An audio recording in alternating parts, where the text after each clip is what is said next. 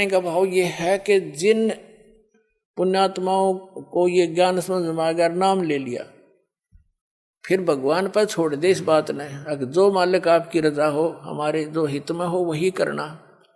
फिर भी जो उद्देश्य यही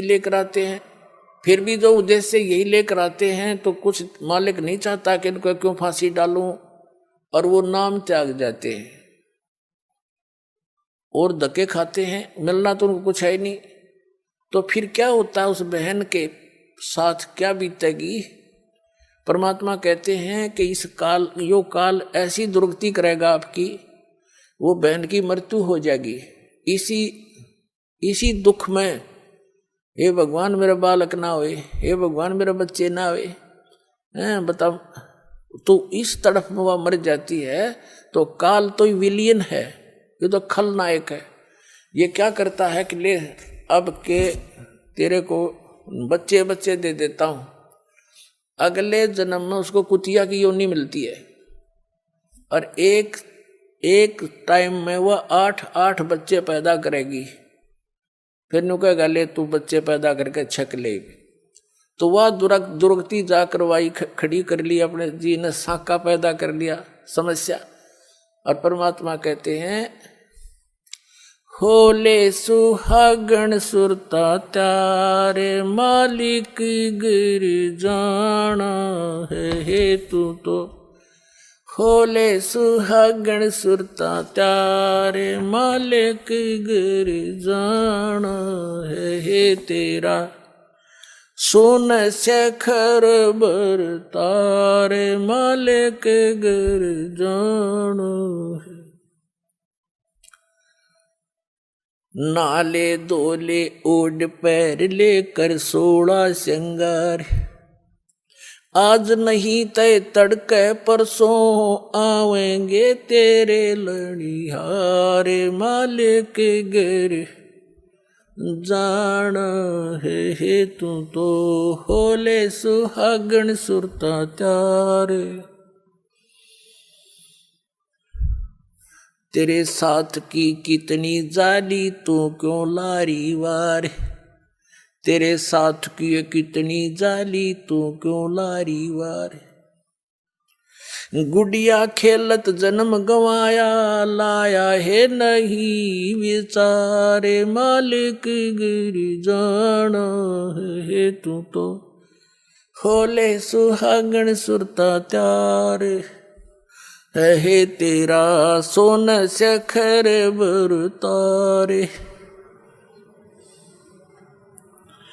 सतगुरु मारे बानिया है करते बनज व्यवहार, सतगुरु मारे बानिया है करते बनज व्यवहार। बिन डांडी बिन पालड़े है तोले दिया संसारे, मालिक घर जाना है तू तो। होले सुहागण सुरता त्यारे, है तेरा सोन शेखर बर तारे, मालिक गिर जाना है।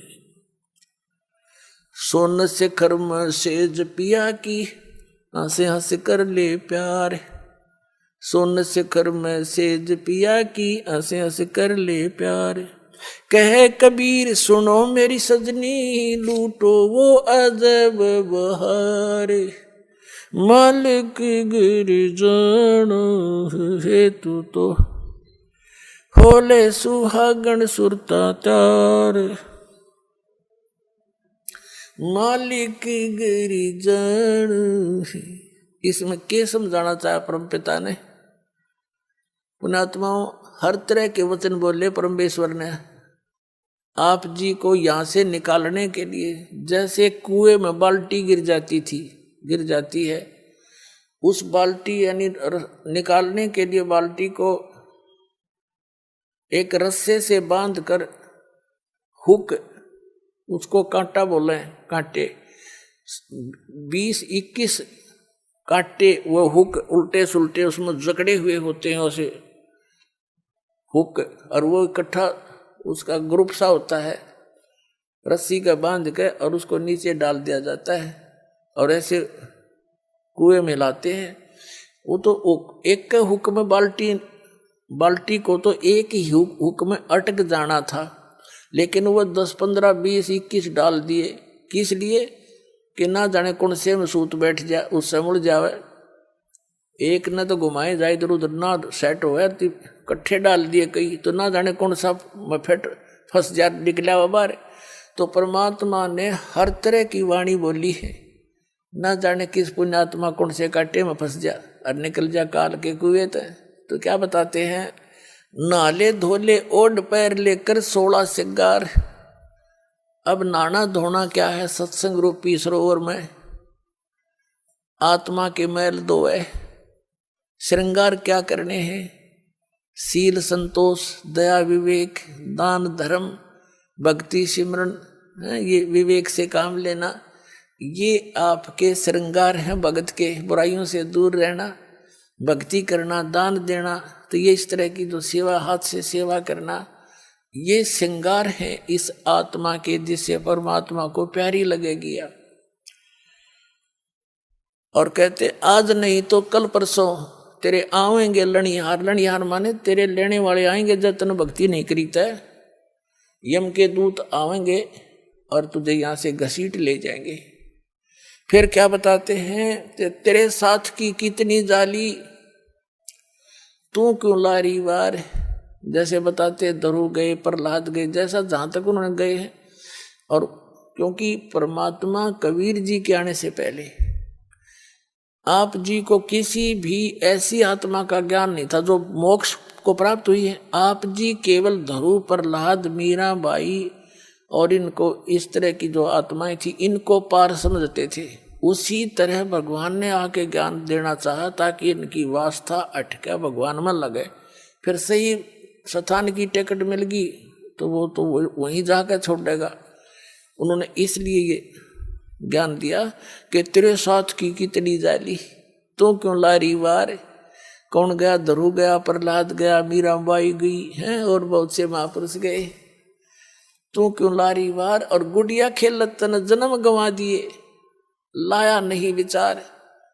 यही विवाह हुआ है, संतान होगी, विवाह हुआ, संतान हुई। कुछ संतान कोई बीमारी से मर गई, कोई विवाह होने के बाद कोई कारण से चले गए, कोई और समस्याएं में फंस गए। आपकी मृत्यु होगी बच्चे होते ही। तो परमात्मा कहते तन गुड़िया खेलत जन्म गंवाया, लाया नहीं विचार। और जब आपको परमात्मा के सुख का ज्ञान हो जाएगा तो आप यहाँ संसारिक वस्तुओं की डिमांड भगवान से करना कति बंद कर दोगे। फिर भी ये दयालु है भगवान, इनको मालूम है कि ये कैसे समाज में रह रहे हैं।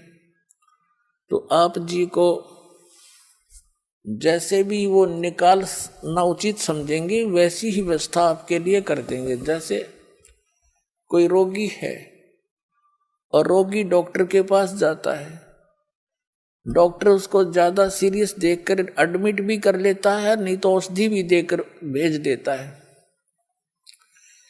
अब डॉक्टर के ट्रीटमेंट में मरीज अपनी टांग अड़ावे कि ना मैं ऐसे नहीं, ऐसे नहीं, ऐसे ना करो, ऐसे ना दो, ऐसे नहीं खाऊं गोली, ऐसे मैं परहेज नहीं रखूं। तो फिर वो स्वस्थ होने की बात ना देखे, वो स्वस्थ नहीं हो सकता। डॉक्टर की सारी बात माननी पड़ेगी और डॉक्टर के हर एक ट्रीटमेंट को निर्विरोध ग्रहण करना पड़ेगा, तभी आप सफल हो सकोगे।